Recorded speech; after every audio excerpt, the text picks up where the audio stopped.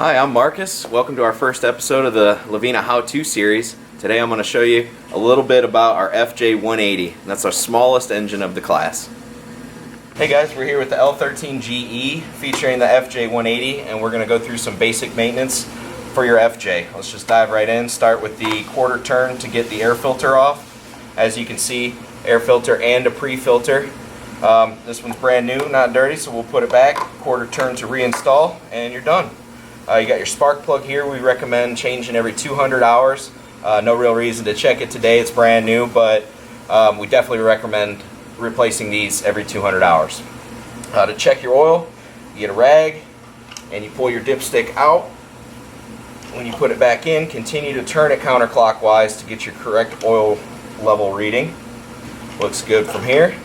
And if you come around to this side, we have our oil drain valve, which is a 10 millimeter to loosen it. When you do loosen it, oil will come out. And we also recommend when you're doing your oil change to replace your oil filter. And that's done at every 50 hours. Besides that, I think that's pretty much it. And let it grind and have fun with it.